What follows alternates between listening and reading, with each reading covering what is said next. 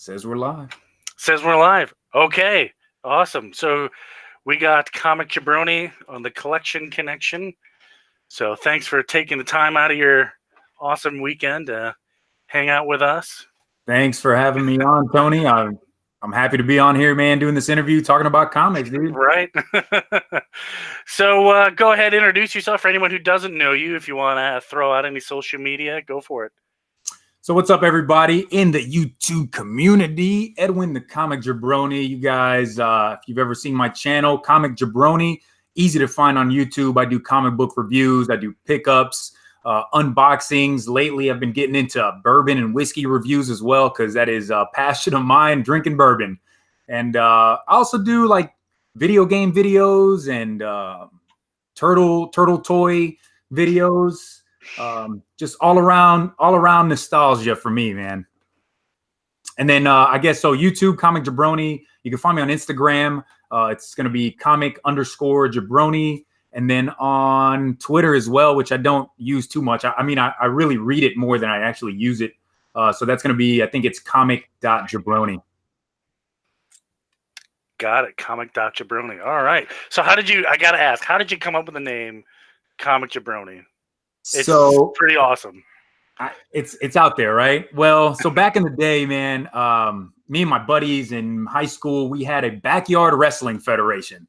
We used to go over to my friend's house. We used to backyard wrestle. And my name back then was Mr. Jabroni.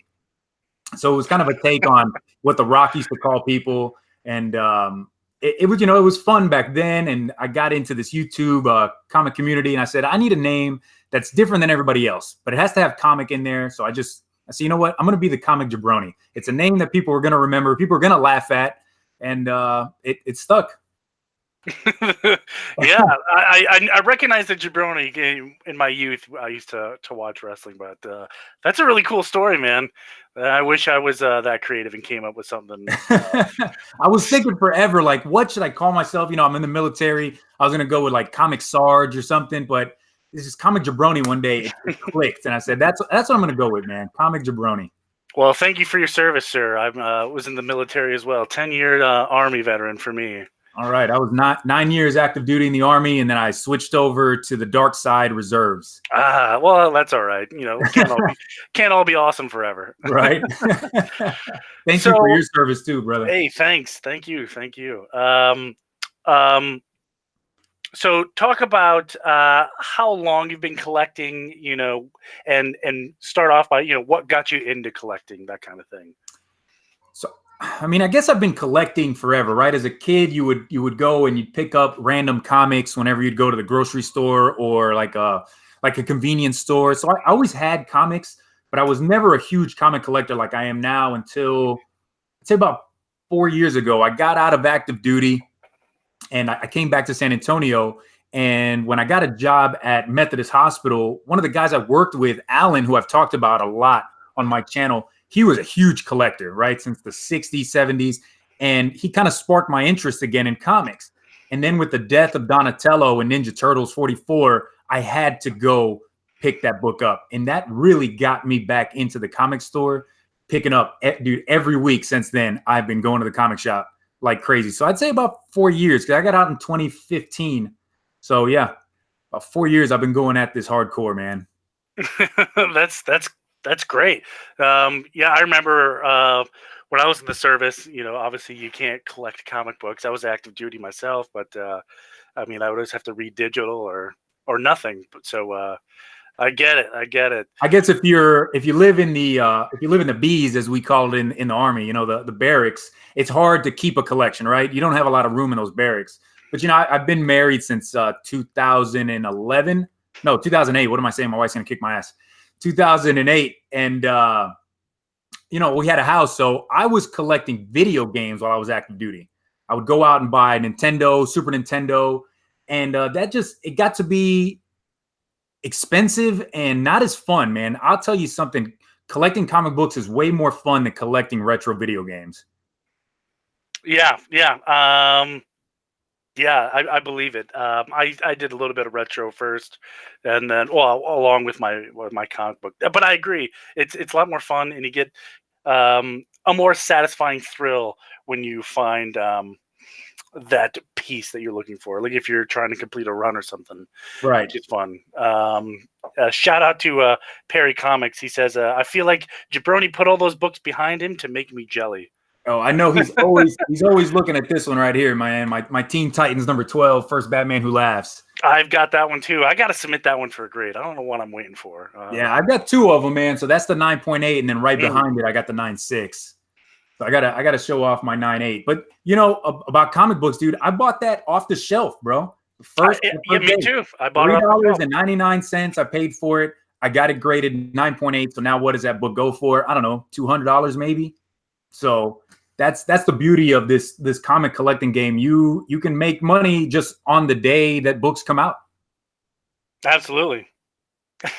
Hey, shout out to Just a Ricanist Comics, Ron. Hey, what's up, man? Thanks for hanging out with us. Rod and Perry, those are my comic triple threat brethren right there. And Dan, as Rod likes to say, Dan Pearcy. Dan Pearcy, yep. Dan Pearcy. Yeah, shout out to Dan Piercing's reading pile. If you haven't checked that out before, definitely you need to be checking that out. That is almost every day I'm always on Google, like looking up comic speculation, right? So I go on CBSI, I go on Comics Heating Up. I'm always looking to see what's speculating, what people are buying. Maybe I can dip my toe into something that's cheap. Yeah, and what's great, I don't like if you don't know anything about me and what's behind me, I'm pretty strictly DC, but it's nice to I watch your show, I watch Rican's show, I watch Perry's show, I read Dan Piercy's reading pile. So, but it's nice to know to catch up on the news, I guess, so to speak. Yeah, but if you're DC mainly and you're buying DC, it's nice to maybe go on a comic book review show and hear about other things that are out there too, man, because something might pique your interest. There are a lot of indie books out there that are just fabulous right now that kind of have a DC feel to them, so you might want to go and read those too. That's why I do my review show. Yeah. And another one is Simple Man. I sort of discovered him first, and it's because of him that I buy now more independents than what I have in the past because of recommendations, hearing from him and stuff. Definitely. But let's talk about your collection here. How total, if you had to ballpark guess, how many you have? So I have, and this is a cheap plug for this app, which I do not get paid for, but the CLZ app. I don't know if you've ever heard of it. Oh yeah, I use it religiously. Yep. I got the CLZ app. I have everything in my collection scanned and put into this, and right now it's telling me I have 749 series and 2,514 comics. Okay. In my collection, man. Okay. That might be give or take 10, maybe. Yeah, I'm hovering right about the 3,000 to 4,000 range. Oh yeah, you're a little bit higher than I am, man. I'm at 25. I just recently, obviously, went over 2,500, man. I remember when I was able to fill up my first small box. I thought it was a lot. I was like, holy crap, there's whatever 50, 60 books in here. That's a bunch. And now 2,500 comics later, man. Yeah, one thing that always gets me is at my local LCS, you can buy complete runs. Yeah.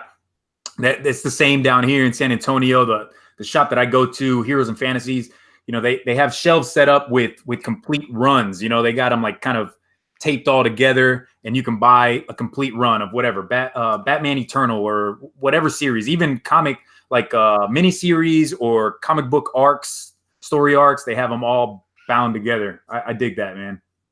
Yeah, that's the sucker. I'll go in there on New Comic Book Day and we'll have something awesome that I haven't read yet. So of course I got to buy the whole run now.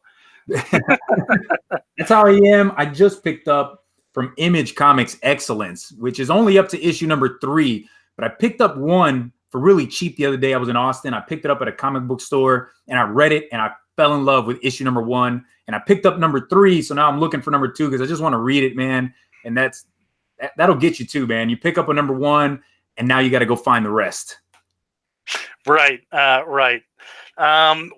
Especially like from Marvel, they seem to have a number 1 every other week. All the time. And it kills me. I want to jump into Marvel, but it's so hard because I feel like I'm going to read a great story and it's going to be over. And now it's number 1 again. So they're making it hard for themselves. Yeah. And then with the variants that they're pushing out, I've talked about it before with Perry and Rod on Buy or Pass. You know, these variants get to be crazy, but it doesn't matter how much you complain about it or talk about it. They're going to keep doing it. And you know why? It's because people are buying them. That's true. They People wouldn't are keep buying doing them. it. People weren't buying them. If you go to Midtown, you see that a lot of these ratio variants are getting bought. They're sold out. One in 50s, one in 100s, those crazy 1 in 1,000s, man. I'll go on Midtown and they're sold. They're sold. They don't have any more. It's insane. People will buy this stuff when a year from now that book is going to be in a dollar, in a dollar bin.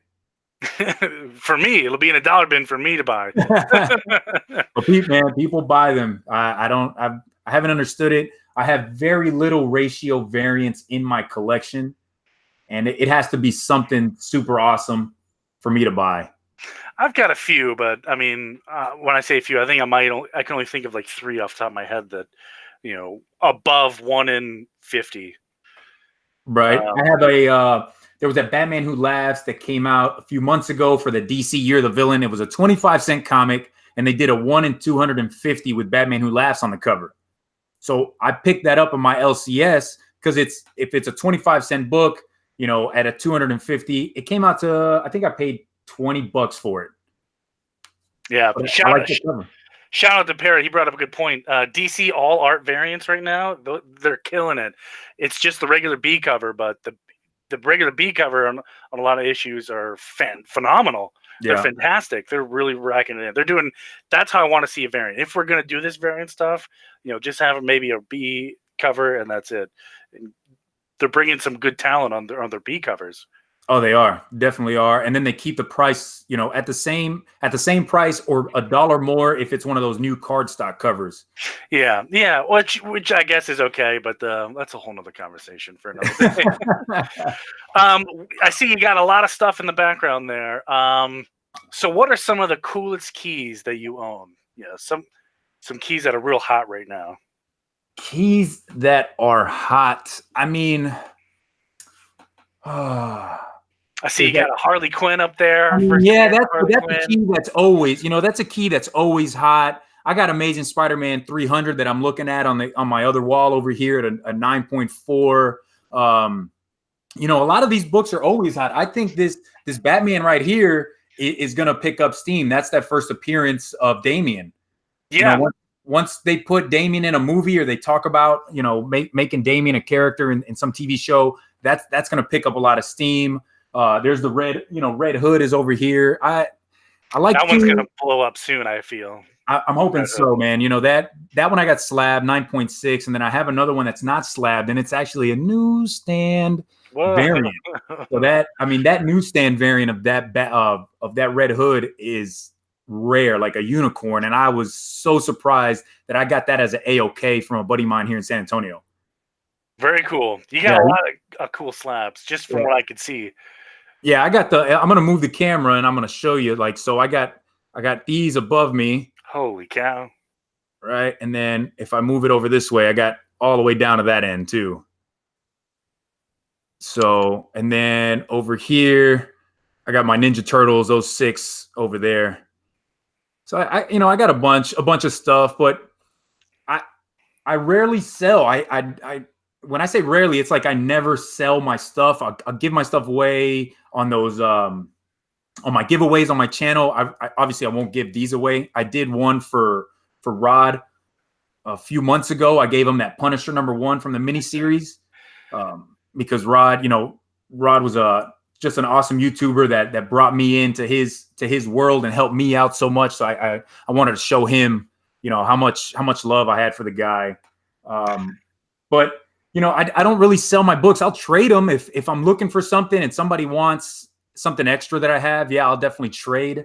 But that's just my deal, man. And I love showing them off on the wall when I have company come over. People who never, have never really picked up a comic or looked at a comic book. They'll come in the room and they'll see that wall and they know, hey, those got to be important. He has them in those plastic cases for a reason.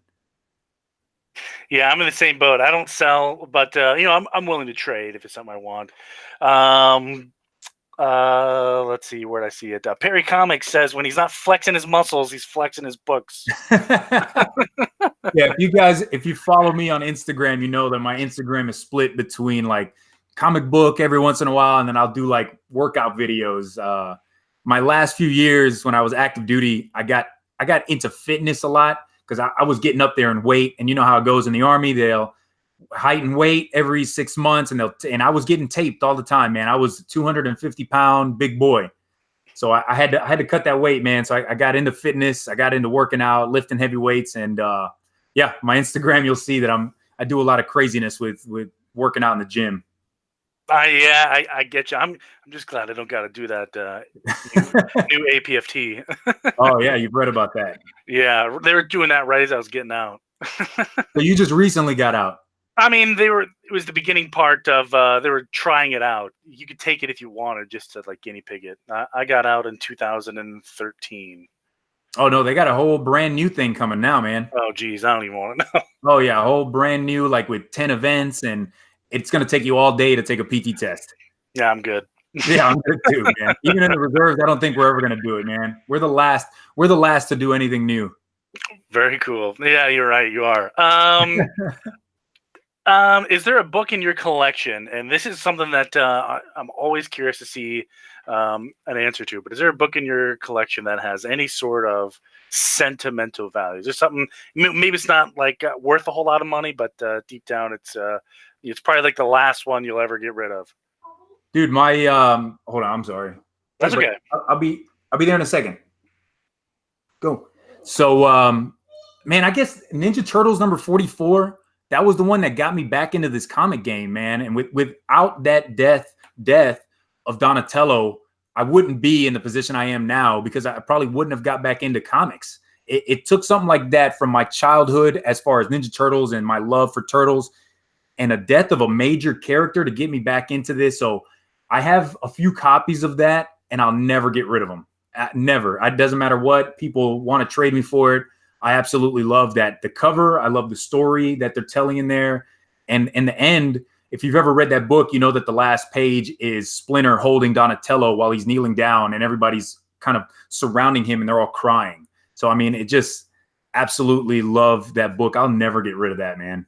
And none of my signature books either, because that's something that it feels personal to me, that I went and met this person. They signed the book. They shook my hand. I said it was, awesome to meet them, and I'll never sell those books, man. Yeah, I agree. Same thing with the signature ones, but yeah, I can see why that Ninja Turtle book would be so special to you. It's something that brought you back. That's really cool story. That's a really cool story. Rod wants to know what is that tie behind you? Oh my. So my son made that in daycare for Father's Day, man. So he said he wanted to put it up on the wall. So I said, heck yeah, let's put it up on the wall right there, so everybody can see it on the videos. Very cool. Very cool. Yeah. So I got slabs, but then if you look at other parts of my wall, I have some artwork that my kids have done for me. I got this man cave. When we bought this house, I told the wife, I want a man cave. You could have the rest of the house to do whatever you want. I don't care. I just want one room that's mine, where I can have my video games. I can have my comic books. I can do, whatever I want in this room. I can put whatever I want on the walls, and she doesn't give me any crap about it. So I love my wife, and I'm so happy that I was able to get this man cave.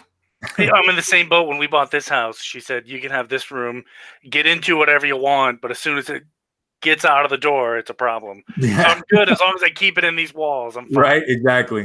Yeah, man. So I'm super happy, and just I guess every guy wants his own man cave to put up whatever he wants, and I guess not everybody's lucky enough to have it. Me and you we're one of the lucky ones. We are. Hey, Tom the comic book nerd, how you doing? Let's talk autographs. So I assume you attend some cons. What are some of the cons that you attend? Really, the only cons I've ever gone to for comics are here in San Antonio, and it's been Alamo City Comic Con. They do it in October usually every year, and I've been to three of them. I went to one I think it was it was the end of 2015 that Stan Lee was there. So I was able to meet Stan, and I Very got a cool. picture from Stan.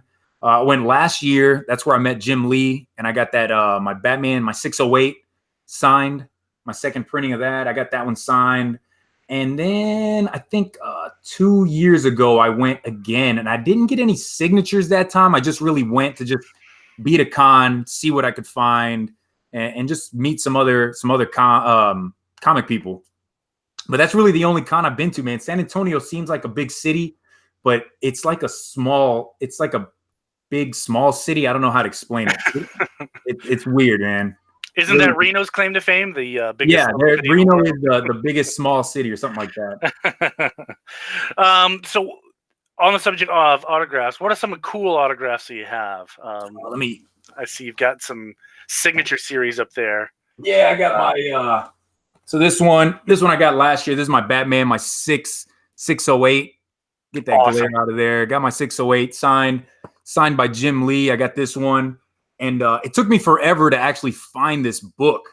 You know, it's always going for so much money. This second print, you know, it's worth more than the first print, which boggles my mind, man. I don't understand. But it's a cool cover. You know, it's that homage to Wonder Woman 77, I want to say. So I got this. And then what else did I get signed by Jim? I got that Batman Damned that he did, #1, that shows the Batwing. Hashtag Batwing. I got the Batwing signed. I got that one signed. Then the Batman issue. I'm gonna take this one down too and show it to you. Who signed your Batman Damned #1? Is it Brian? Yeah. So this one right here was signed by Scott Williams and Jim Lee. This is that issue number 50, the wedding issue. And I just really love this cover with Batman and Catwoman on there. There you go. You got that one. Yeah, I've got the same one, but mine's Tom King. Oh. Maybe we can combine them. That's okay. I won't hold that against you, man. I like it. It's cool. But a lot of people give crap to that story of the wedding. I dug it. At that point, I was still into Tom King's writing. I liked it. I enjoyed it. I just didn't like what he did after issue 50 with Batman. Yeah, it's hit or miss. Some people love him. Some people hate him. Yeah, but I'm one of those guys that I kind of enjoyed the whole wedding saga, them getting ready for the wedding, and then Catwoman leaving them on. Well, spoiler alert. Yeah, spoiler alert if you're way spoiler alert, guys. Catwoman left Batman at the altar. She took off, and I dug it. I liked her reasoning for it. I understood it, and then it kind of splintered off with her doing her own series with Joelle Jones, at the helm of that. So I dug it, man. Those two I really enjoyed. My Stan Lee, I actually have it. I have it in another box, so I can't show you that one right now. But that one's super important to me too, man. I got an Avengers book signed by him, and it's the one and only time I ever met Stan Lee. But I can say that I met Stan Lee, and I got a signature with him, and I took a picture with him as well, dude. I absolutely enjoyed that experience. Never had the privilege to meet the man. He never came. I prefer the Baltimore Comic-Con. That's one of my favorite ones. It's not far from me either. It's like an hour, but he never came. Tom King is actually from that area, so I get Tom King every single year, all the time. So that's why I have the majority of there's a lot of Tom King up here. Back when he was cool, and he didn't charge you $5 for a signature. Is that what he's charging now? Well, I mean, he does like one for free, the second one's $5, third one's $10, so on and so forth, which is understandable. I got no problem with it, but it's even that. That's cool. Even the first one free, because I've been to shows where like Neil Adams was charging $50 a signature. Yeah, so I didn't get a signature from him. What I did was I bought a Joker book that has a lot of Joker stories, comics in there, and then he signed that. So I bought the book, I got the book, and he signed that for me. The only thing I have for Neil Adams is he signed my Batman Rebirth #1. I've got Tom King, David Finch, and Neil Adams did the variant for this. Nice. So I got him to sign. I got all 3 signatures on that one. But yeah, the only reason Tom King doesn't do that anymore, he's with those comicbooksketchart.com folks. Okay. I hate them to death. I don't know that. Is that a website or? It's some sort of organization or whatever. Real quick story here. I was at a con and there was 2 kids in front of me. They're maybe like 10 years old, They were so excited to just meet Tom King because he writes Batman comic books.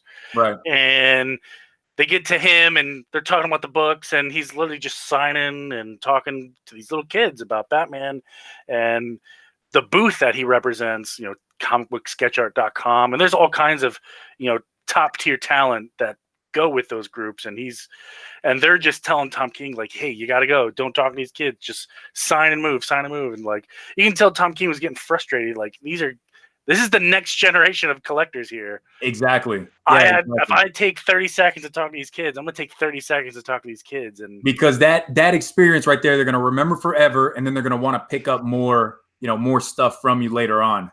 They're going to grow up being a fan of yours. So yeah, exactly. I totally get that, man. I've seen the same kind of deal. Jim Lee last year, it wasn't so much Jim Lee, but it was like his handlers were trying to get more money out of the comic book community. You go through the line, you're about to get up to Jim Lee after I've already paid like $300 for this VIP experience. Yeah. And we get up to the front of the line and his handler goes, oh, it's going to be an extra $40 per signature if you want to get them CGC verified. I was like, what the hell did I buy this $300 experience for if I have to pay now more money for his signature? It really, of course. And what did I do? I paid the extra money. I guess I'm the dummy. Yeah. Yeah. I'm looking at their website. I don't think that Jim Lee's part of the same crew, but either way, they suck. When I first met Tom King, he was like, hey, I'm here with this charity, couple of bucks. I'll sign your books. No problem. I'll sign what you have. It wasn't a bucket signatures. Like, you throw in a couple bucks, I'll sign your 10 books. I don't care. That's cool. I met last year. I met Sam De La Rosa, who was really big on the Venom story from back in the 90s. And I had this Batman book that I had taken with me to the con to get signed by different artists. And he went into the first page. He's like, hey man, pay me this amount and I'll sketch in there for you. So he did this really awesome Batman sketch inside the Batman book. So some guys, some of these artists and writers, they're totally awesome when you meet them. And then there's others that are not fun at all. Yeah, I noticed. Like Perry has a really great story about meeting Neil Adams, and I don't think Perry will ever want to meet Neil Adams again in his life. I have a great Neil Adams story, real quick. Someone yanked the fire alarm at Baltimore Comic-Con, right? And I was actually in his booth getting my book signed, and I was going to give him the $50, but they're evacuating the hall floor, and he's all mad and trying to leave. And I followed him out the door because he said, follow me. And we went out that way. And sure enough, there's all these creators and stuff just hanging out outside, and he signed my book for free. Neil Adams. Man, so that's cool. I got nothing. I got my book signed for absolutely nothing. And he was a really cool dude to me. Yeah, but looking at the comments, I don't think he was so nice to Perry. Yeah, Perry's not a fan of Neil Adams. I mean, as you could tell, I've got these two Neil Adams books right there that are, I think, in my opinion, some of the best Batman work ever. I mean, this Batman 251, it's only a 5.5, but it just how do they say in the comic community? It presents well. It presents well. Plus, this one's even harder to find because it's a Mark Jeweler variant as well, man. Which I guess I just got super lucky to get this from my buddy Alan. Those Mark Jeweler variants are hard to find. Yeah, that's like prime Neil Adams too. Yeah, that one, and then the 227 behind me as well. Yeah, that's just a beautiful cover. Out of the two covers, the 227 is actually my favorite. Although I am a Joker fan, I think 227, that homage, is just amazing. Yeah, that is a good one. So what does your collection mostly consist of? Is it a hodgepodge, or is it mostly DC? Is it mostly Marvel? Got some Dark Horse in there hiding somewhere? So I have one long box full of indies. So that's it, just full of indies. Everything else is DC and Marvel, but I would have to say DC is what I have the most of. I definitely have the most DC. I think I have 1, 2, 3, 4, 5, 6, 7. I got like 9. I got 9 boxes with DC and probably about 4 or 5 boxes with Marvel in it. That's awesome, man. That's really awesome. A shout out to Comic Man Andy. How you doing, man? What is up, Comic Man Andy? Thanks for joining, brother.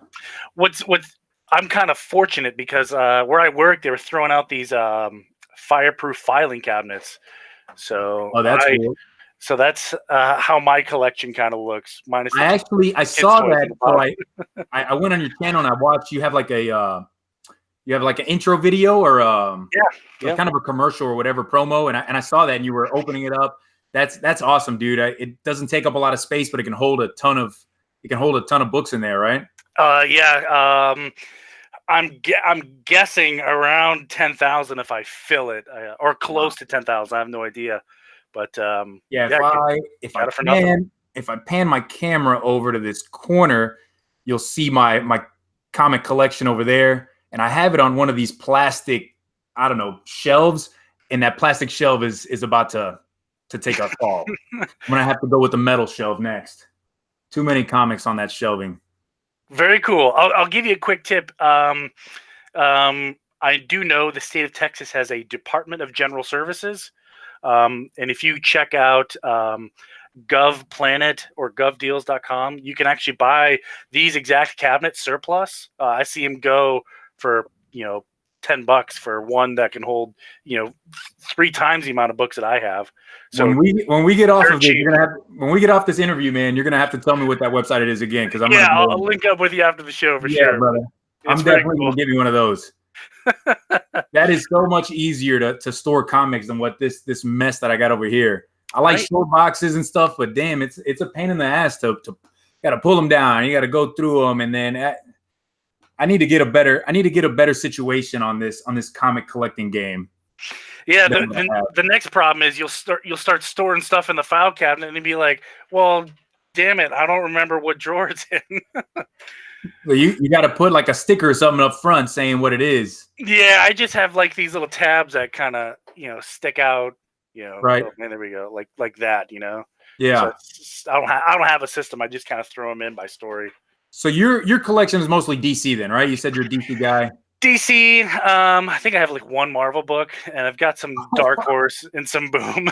and the Marvel book is cheating. I don't even think it's a real Marvel book. It's a crossover between DC and Marvel.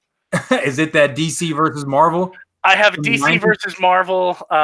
That's not autographed and not slabbed, and then I have autographed and slabbed Silver Surfer and the Green Lantern team up. Oh, okay. Autographed by Ron Mars. And that was actually, for anybody that's watching the show, that what they did back in the 90s with that DC versus Marvel, I really enjoyed that series. They're talking about bringing it back. I liked it, man. I liked having these fights. You had Captain Marvel versus Thor. You had Green Lantern versus Silver Surfer. You had Lobo versus Wolverine. Hulk versus Superman. And they let the fans vote on who they wanted to win. I really dug that story. I think I have issue number 1 and 3. I am looking for issue 2 and 4 of it, man. I've got issue 1. I stumbled on it by accident. I wasn't even looking for it, and it was at a yard sale. What came out of it kind of sucked, right? Amalgam was horrible. Yeah, it wasn't that good. It wasn't good. But what came before that, Marvel versus DC, I thought it was great, man. Flash, Quicksilver, just any type of fight you've always wanted to see, they did it for you. It was being a young and reading that. It was awesome. It was the ultimate settle who would win. Well, look, here's this page. This guy clearly won. Yeah, but the thing is it was fan voting. So it's really who's more of a fan favorite, right? Because you had Spider-Man versus Superboy, and of course Spider-Man's going to win because the fans are going to vote for Spider-Man over Superboy. So it's still cool to see it drawn in a comic book, man. Yeah, you're right. It was awesome. It was awesome. Okay, so you already showed us that one, but let's talk about your little. What is that behind you that your book sit on? Is that a piece of like? It's just a shelf. That's what it is. It's literally just a shelf. It's a shelf that I bought at IKEA, man. Okay, yeah, that's awesome. IKEA, well, actually, I was getting them because we didn't have an IKEA here in San Antonio, so I would just go on IKEA.com and I'd buy shelving. But then they finally built an IKEA literally 2 minutes down the street from my house. So now I just go whenever I need more shelves, which I actually do because I want to put another shelf right here behind me. I just go down the street and I go buy the shelves. I think they're like $8 maybe, $8 for these shelves, and it can hold 1, 2, 3, 4. It can hold 5. It can hold 5 slabs on one of these shelves. Very cool. Very cool. Yeah, so I have a 1, 2, 3, 4, 5, 6, 7. I got, I don't know, a bunch of damn shelves. My whole plan was to fill the room with shelves, but I don't think I want to do that, man. I think I'm just gonna fill this one wall up right here, and then have a bunch of different stuff on the other walls. Yeah, I'm in the same boat. But this is actually J channeling, like they use it on siding for houses. Oh, okay. And behind that is a piece of scrap wood. So it gets that it's so far forward when you put the book in it, it'll naturally lean back because of the space that's back there. Okay. Which is kind of cool. I looked at some of those shelves. I didn't quite find the style I was looking for, and then I thought about putting up a piece of like a window pane or a frame, and then they wanted what the heck was it? Well, I don't know, but they wanted like $1 billion for it. So I said, nah, I'm good. So I'm gonna turn the camera around, and I'm gonna show you this thing that I bought off of Instagram. Okay. So we turn this around. You see on that other side that 3. Oh yeah. With the 3 books in there, the three comics, and also that little table. So that right there I bought on. I'm sorry if I'm making anybody sick with the camera movement. So that I bought off Instagram from this couple. They go by I think it's Nerdstalgia. Nerdstalgia. Okay. Nerdstalgia, and they actually make those for you. You can order them through their Instagram, and they'll actually ship them to you. And sometimes they do cross-country road trips. There's my wife. Hi, Daddy. It's Nora. My daughter, Nora. Hello, my loves. So sometimes they do road trips, and they'll go to your city, and they'll build it for you, man. So that table right there, it's actually a double stack, and each one of those will hold about a small box of comics. And then where I have the slabs, that'll hold maybe 5 slabs behind the one that's in front.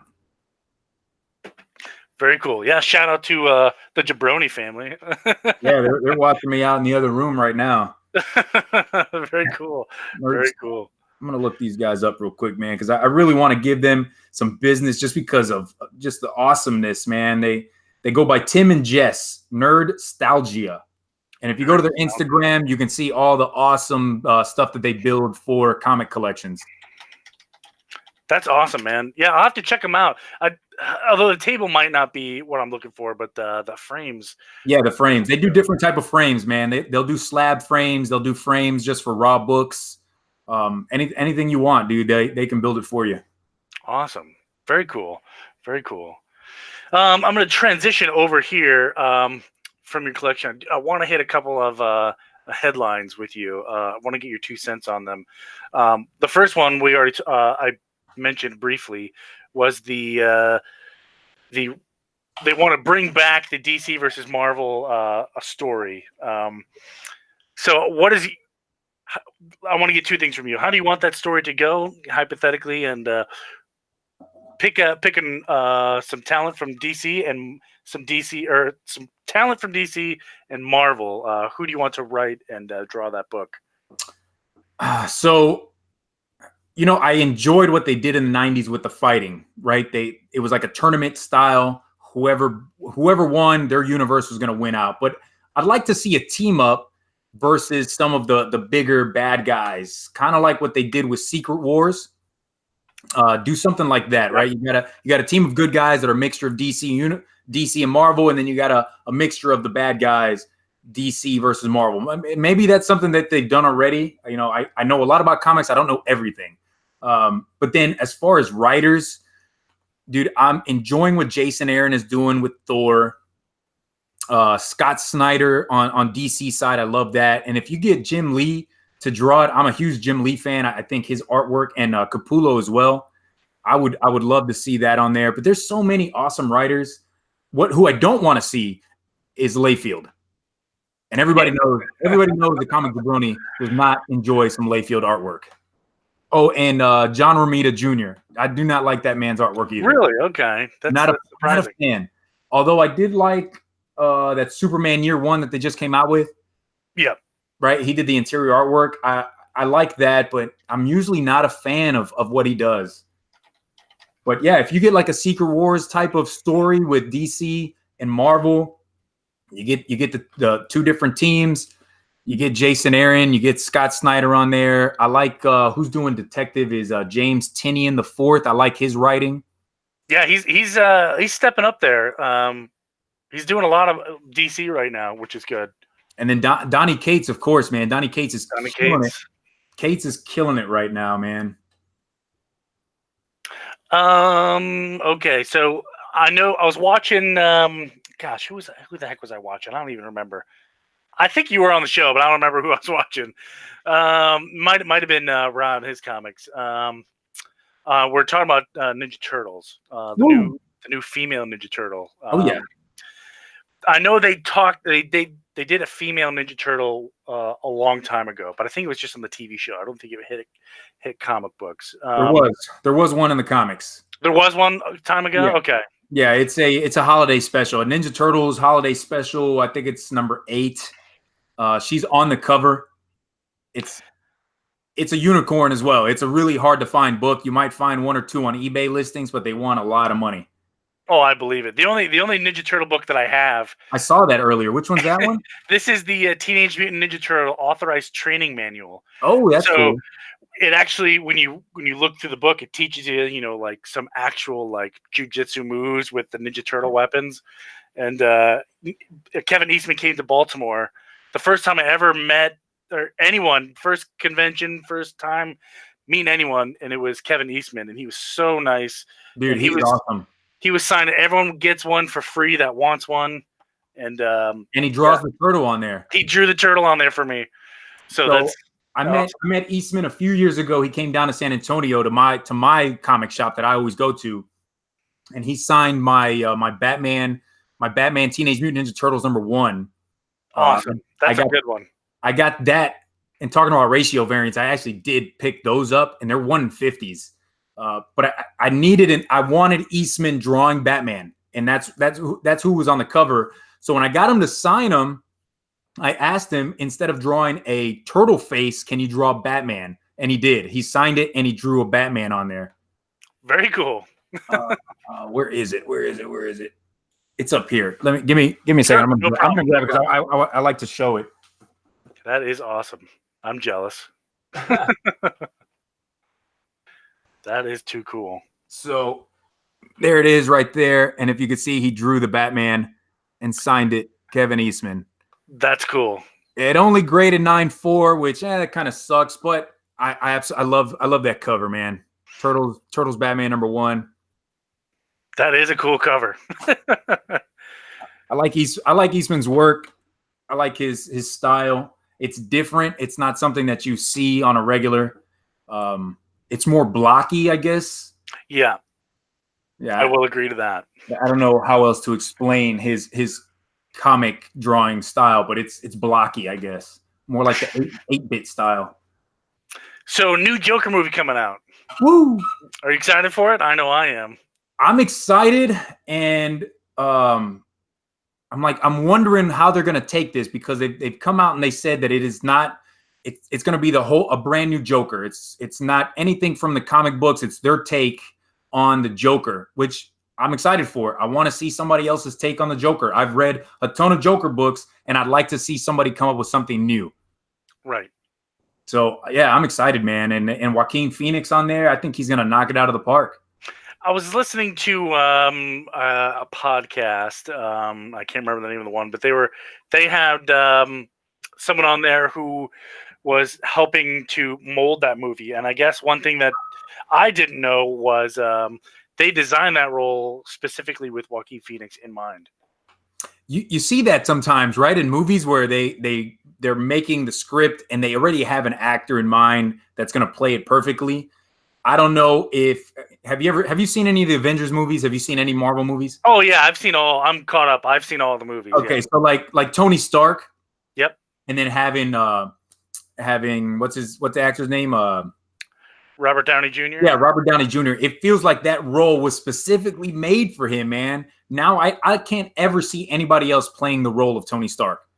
I know, it's really hard. Wasn't Tom Cruise like supposed to play? Yeah.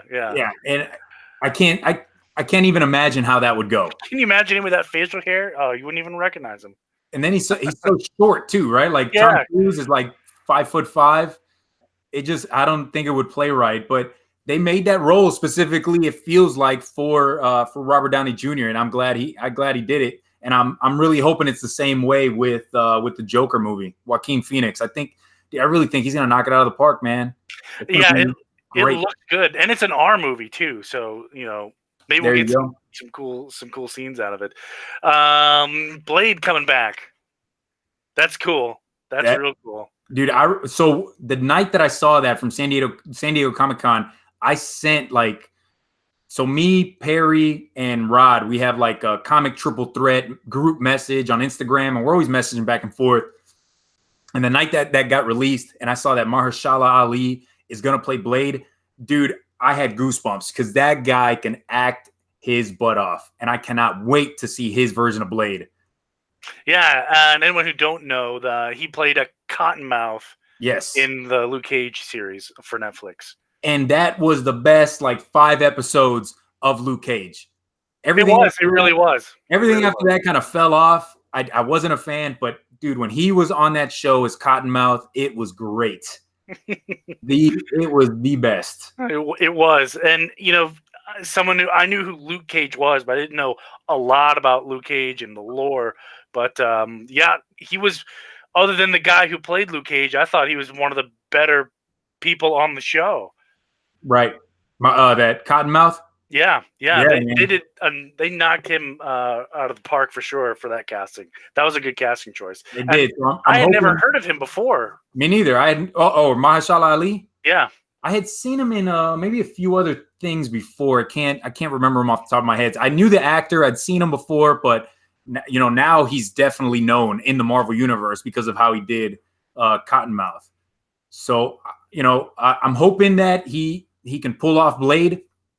I know that Wesley Snipes just came out a couple days ago, I think on Instagram or Twitter, and he was kind of talking about people bad-mouthing Ali for taking the Blade role, and they should have gone back to Wesley. But Wesley Snipes came out and said, hey, this guy's an awesome actor. He's going to kill it. Just watch. Everything's going to be okay, because some of the comic community can go nuts about casting. The internet overreacts for things. That seems weird, doesn't it? Yeah, right? Jeez. that never happens. Although as good as an actor he is and how awesome the movie is going to be, can you imagine how epic it would have been if on that stage Wesley Snipes just comes walking out? Yep. That crowd would have lost their minds. Yeah, because I mean, if you've seen Wesley Snipes lately, he still looks like Wesley Snipes from the 90s. He's still Blade. He's still Blade. He's still Blade. The dude doesn't age. So yeah, he definitely could have played Blade again. Which it's like Wolverine and Logan. Whenever the MCU finally brings the mutants in, it's going to be hard to see somebody else play Wolverine. I don't think they're going to be bringing back that actor. I don't think it's going to happen. I think Hugh Jackman. I don't think so. Yeah, Hugh Jackman. I think he came out and said, "That's it. I'm done. I don't want to play Wolverine anymore." Speaking of actors not playing characters anymore, sounds like Henry Cavill Superman is definitely not happening anymore. And it sucks because I did see online that he wants to play Superman again. Yeah, he's open to playing another Superman, but it definitely sounds like it's probably not going to happen. Man, as much as I love DC, the DCEU, I think they're calling it, Entertainment Universe, has dropped the ball. It hasn't been as good as the MCU. They were trying to do too much too soon instead of being like the MCU and gradually building up. Yeah, I agree. Well, they can't drop the ball if they didn't inflate it first, so it's not. Yeah, right. But yeah, I don't know what they're doing.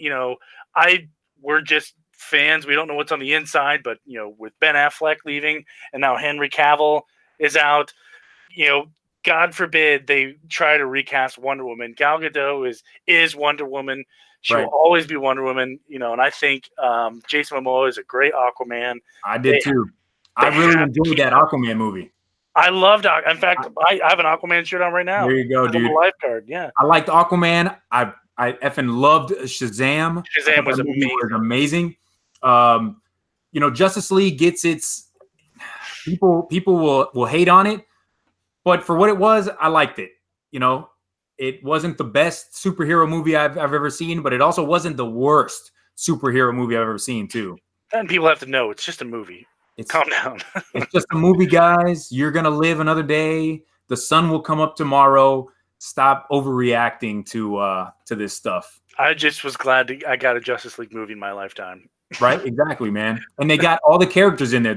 You can't go out in there and say the whole movie sucked, blah blah blah. There were awesome parts in that movie. You know, the Flash running really fast up to Superman, and then him like Superman being able to look at him while he's Best running. part of the movie. Best Dude, part. that was awesome, dude. That fight scene with Superman and the rest of Justice League was cool, and I dug it.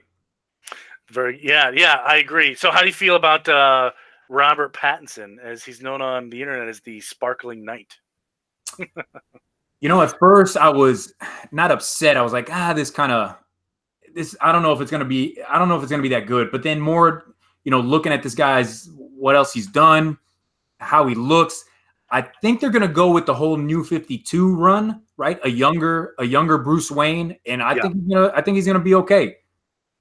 Yeah, I'm curious to see the new Batman movies. Just from the creative standpoint, how they're going to incorporate, because they said there's going to be like 6 villains just in the first movie. So I'm curious to how that's going to work out. But that's what I said. It's like a problem with DC. They try to do too much too fast instead of just building up. They should do it kind of like the older Batman movies did with 2 villains. Yeah, just keep it at 2. Do 2 new villains that we really haven't seen before. I know they're talking about doing a Black Mask, but that's going to be in the Birds of Prey, I think, TV show. That's the Birds of Prey is the next movie after the Joker. Yeah. With Margot Robbie coming back to reprise her role as Harley Quinn. Right. Yeah. Thomas Bueller, what's up, man? Yeah, what's going on, man? So on that subject, I don't know if you got the headline from James Gunn. So right now he's doing the Suicide Squad. Right. And then when that's finished, he's going back to Guardians of the Galaxy. And after that, it sounds like DC has him locked in for more DC movies. So he's going back for Guardians, and then it sounds like he's jumping ship. Or maybe playing both sides. But that was news this week. I don't know if I had read that, but that's weird that DC would let him jump back over to Marvel after I saw that he got fired. Right? There was a lot Some of Twitter controversy. I mean, I don't know the backstory, but you're right. Disney or Marvel, whoever at the time, and then Dave Bautista came out. Drax came out and said, if James Gunn's not going to be directing, then I'm out too. So maybe Marvel and Disney are kind of worried. They don't want to lose Bautista, they don't want to lose Drax, so give it back to James Gunn. Because honestly, the first Guardians of the Galaxy movie was one of the better Marvel movies. Yeah, it came out of left field. People weren't really giving it a lot of attention. They're like, oh, who is it? Guardians of the Galaxy. It's a B team. Nobody really cares. But when that movie came out, it was huge and it was awesome. People loved it. The second one, it was okay, not the best, not as good. Both they were good. I enjoyed it, but that first one, dude, was so awesome, and James Gunn directed it, man. So I'm looking forward to his Suicide Squad. I want to see what he does with that, and then if he's definitely jumping on board with Guardians number 2 or number 3, and Thor's gonna be in it. I'd imagine the way Avengers ended. Yeah, and I think there's a teaser with Thor and Star-Lord, Peter Quill were on the ship, and they're talking about who's in charge. But yeah, I'm reading the article right now. He's going back for Guardians 3, and then he's coming back to DC. This article came out today. I'm sorry, I lied. It's today, not last week or this week. Okay. So that's news today. They didn't specify what movies he's going to make. It just says he's doing something. The exact quote here is something amazing with DC. So sounds like they got him for a couple of movies, I would imagine. Well, of course they have to say that, right? Something amazing. You're right. It looks like, rumor has it it's the Supergirl movie, the Batgirl movie, but that's just speculation at this point. Yeah, that would be cool, man. I didn't, any comic book movie I'm going to watch. Just take my money. I'm going to go see it. I think the last movie that I did not go watch, it was a comic book movie, was that X-Men Phoenix movie that just came out. Yeah. That's probably the only one that I haven't gone to the theater to go watch. Everything else, I'll go to the theater and I'll go watch it. Which I Yeah. heard, but I heard Phoenix was like really hot garbage. Yeah, I heard that too. Dumpster fire, like hot garbage. Did you see Suicide Squad movie? I would imagine you would have. Oh yeah, I definitely checked that one out again. So it sounds like exactly. It sounds like they're bringing back Viola Davis to play Amanda Waller, and Dude, she's awesome. I like her. She killed it. She killed it as Amanda Waller. Yep. And I forget the guy's name who played Rick Flag, but on his Instagram, he said he's getting back into shape for The Squad. Or he just did a TV show on Amazon Prime. I think it was called Anna, something like that. It was a girl's name, and he was on that show, dude. And I don't know what kind of shape he needs to get back into, because on that TV show, dude, he's ripped up, man. He is ripped up from the floor up, dude. I don't know what kind of shape you need to get into. He's already there. Right. We'll give this a 5-minute warning for the live chat people if they want to ask any specific questions to you about your collection, stuff like that. So we'll hit a couple more articles here, and then we'll wrap things up. Let's see, where'd that one go? I heard you guys talking about the Mighty Morphin Power Rangers the other day, number 41. Oh yeah. I picked that one up. Is it good? I didn't get a chance to read the digital edition, but how do you like it so far? I like it, man. I haven't always been picking up the Mighty Morphin Power Rangers series. I'll pick them up every once in a while, especially if there's like a new storyline going on. Which right now there's it's called Necessary Evil, and the first appearances of new Rangers. So I don't know. I was born in 1984. So, kid of the late 80s into the 90s, Power Rangers was huge, man. I remember that, yeah. I'm like after school. 10 years old, dude. I'm watching Power Rangers. I loved it. And I remember at the end of a certain season, 3 of the original Rangers left. They wrote them off the show. And the whole story was they were going to Sweden to do some type of schooling or something. So this comic series kind of brings that storyline back. So instead of them going to Sweden, they tell them, what you're actually doing is going out to space to be these ultra-powered Omega Rangers. So it's cool that they kind of brought that story back from the original TV show. It's pretty good. You get first appearance of some new, these Omega Rangers. It's like Turtles, right? You remember Turtles as the cartoon, but then when you read it in the comic, it's a little darker. It's darker. There's more blood than what you remember the cartoon. So Power Rangers the same way. It's a darker comic book than what you remember from the TV show. Didn't Nickelodeon take away their weapons because it's on Nickelodeon now? I have no idea. The Turtles? Yeah, the Ninja Turtles. Yeah, they took away their weapons. Oh, did they? I have no idea. I have no idea. I'd heard that the Nickelodeon new Turtle show wasn't doing as well, and a lot of fans weren't really digging it. Yeah, it seems. Perry Comics wants to know, what graded books do you regret paying for or felt you paid too much for? If any. Yeah, my first appearance of Carnage, Amazing Spider-Man 361. I got it in a CBCS slab. It's 9.6. And I got it from a comic book store 30 minutes away from me. And at the time, it was right after Venom had come out. You had the little cameo of Cletus at the end, right? Cletus Cassidy at the end of that. So I picked it up right after that, and I think I just paid too much. I think that's a book that may or may not go back down just a little bit. I just think I paid a little too much for it. And Carnage is not one of my favorites. It is, in my opinion, it is the Joker. It's like Marvel's version of the Joker. Sadistic, insane. He's killing just to kill. He has fun with it. But it's a book that I probably could have done without in my personal collection. I could have used that money on another, Batman key. Very cool. Very cool. I'm going to get your opinion on 2 books. DC Deceased, which is a DC zombie thing going on right now, hints that a major hero will become a zombie.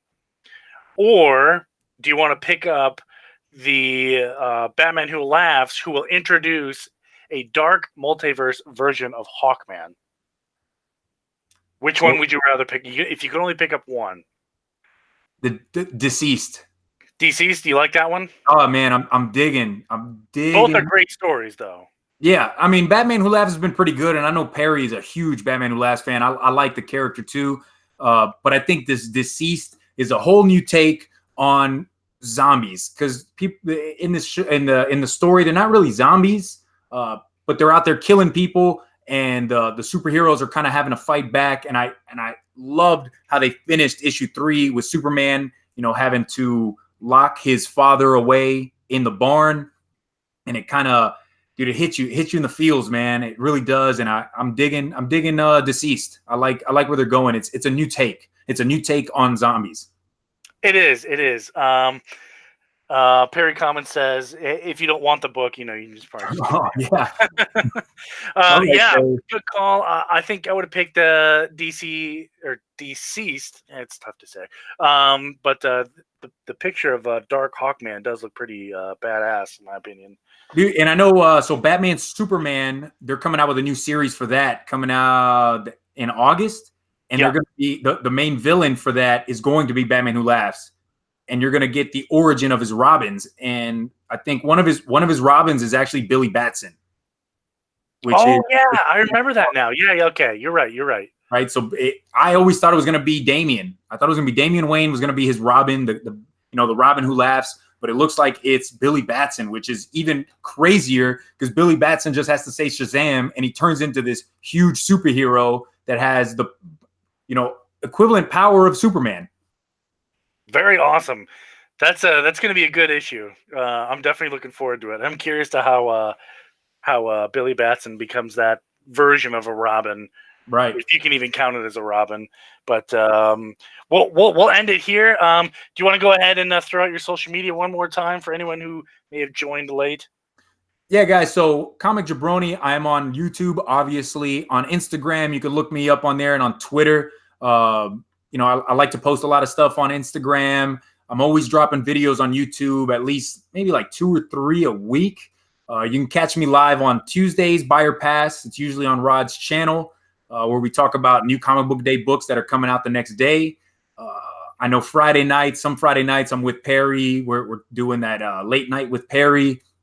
Saturday, Coast to Coast with Rod, just talking comic books. I love getting on live shows and shooting the crap, man, and talking comics. It's a passion of mine. I absolutely love it.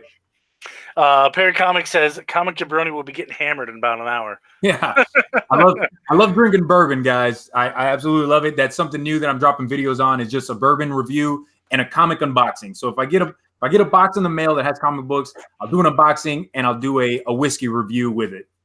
I'm more of a gin guy myself, but okay. Yeah, hey. I can get behind that. We all have our vices. That's true. Well, thanks for everyone hanging out. This was Comic Jabroni, and we appreciate all the live questions from everyone. And hey, man, we'll have to link up again sometime in the future. Yeah, definitely, man. We'll have you talk to Rod and get you on Buyer Pass on Tuesdays, or I know he does his Sunday show as well. Get you on there. Yeah, hey, I'll be on anybody's show. I'm always down for a collab for sure. But hang out. I've got a few things to talk with you. But for everyone else, they're just gonna have to wait and see who the next guy is. And I think you're all gonna like this next guy for sure for next week, maybe. Who knows? Who knows? But hey, thanks for swinging by, everyone. Thanks, guys. Talk to you guys later.